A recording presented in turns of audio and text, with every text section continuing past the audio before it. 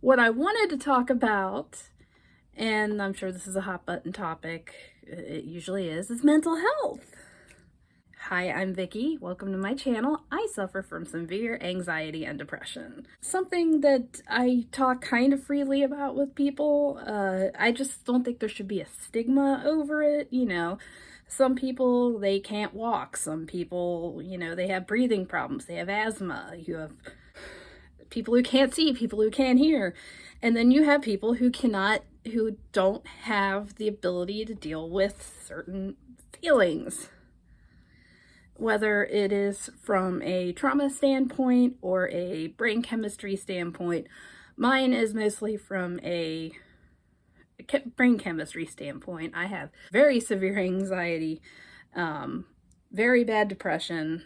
I'm heavily medicated for both. So reason I'm leading with that is there was a story that I read today that actually happened in my county. A few things before I get into this is that for people who don't have anxiety or depression, there's a thing called a trigger. And I'm not talking about the whole, snowflake triggered thing. There are things that can literally trigger your anxiety or your depression. I have a really, really bad trigger for my anxiety and my depression, which is loss. Even thinking about losing a family member tends to bring up panic attacks. It brings up intense feelings of anxiety and hopelessness.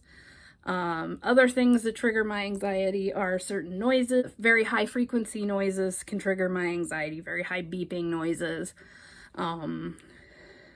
Really stark light, anything brighter than sunlight. So fluorescent lighting has a tendency to just make me feel overstimulated and can trigger anxiety. Sometimes social interactions can be triggering as well for me. I'm not the most social person, and I know I went out there and I'm gonna create me a YouTube channel.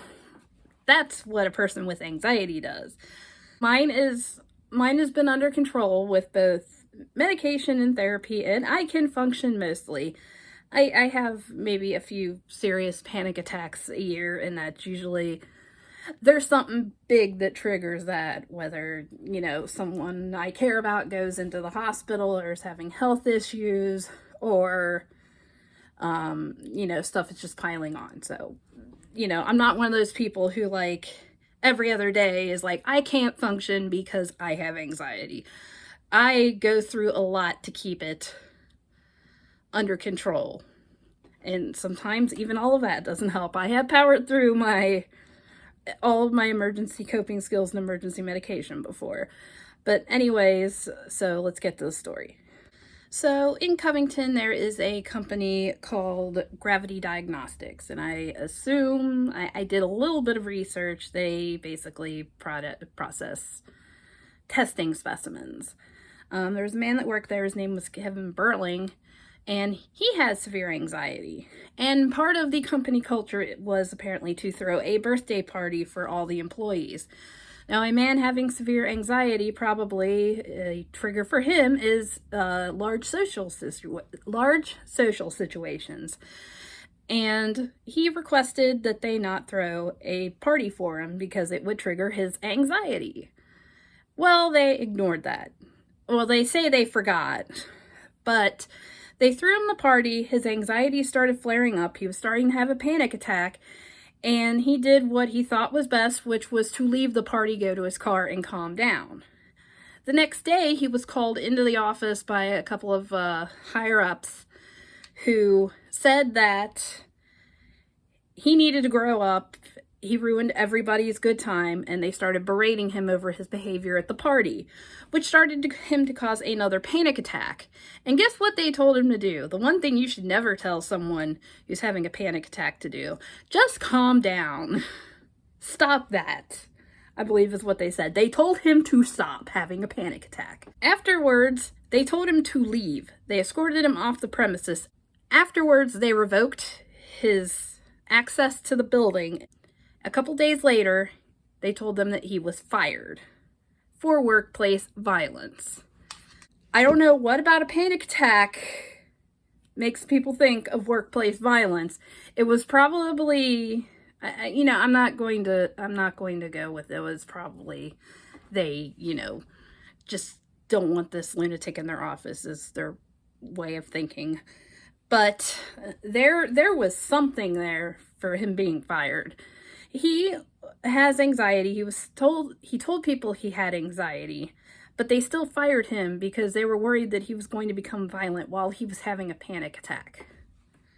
So he ended up suing for not only emotional damage, lost wages, and he was awarded that. So the company is actually appealing, and they say that they have been grossly misrepresented in the case. And they say they take workplace violence very seriously.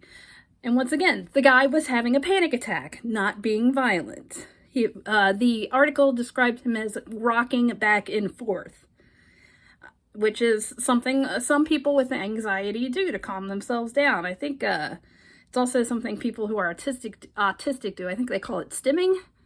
I'm not too familiar with the term, but it was something he was doing to calm himself down. It was something that he was doing for his benefit and the benefit of people around him, and he was still fired for it. So the company is appealing the decision, and I wanted to talk about this because I've had panic attacks at work.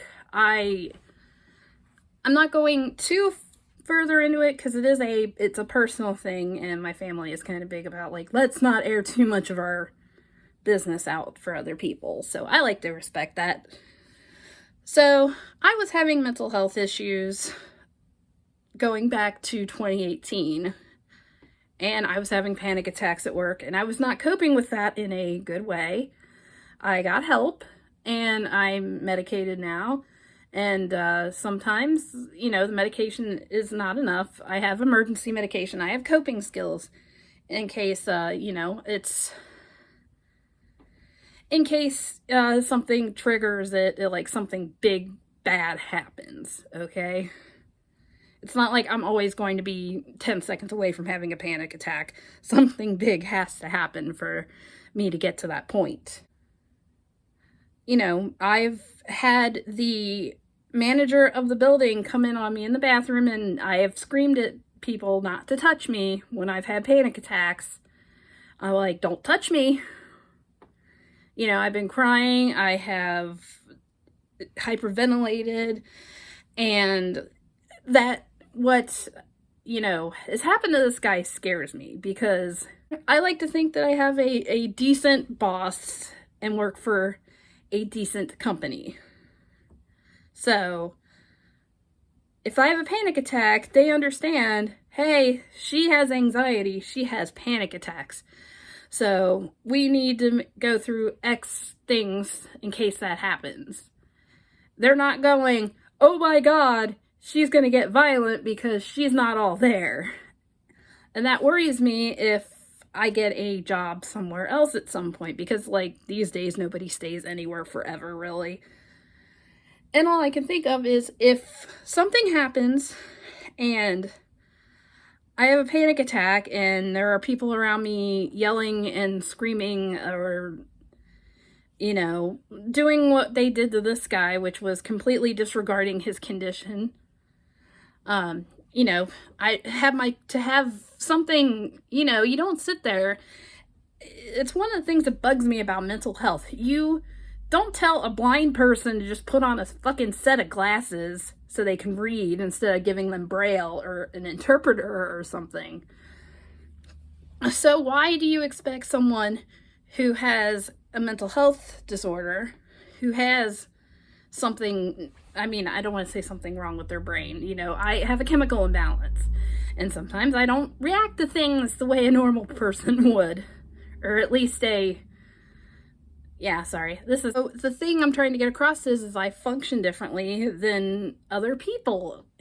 Just like someone who has asthma occasionally needs an inhaler, I occasionally need to practice breathing exercises or take my emergency medicine or count or meditate or something to calm myself down. And that is deemed is a deviation from the norm that we can't deal with. So that's one of the things that always worries me now, having this condition and being diagnosed with it, is that, you know, what happens when I go somewhere and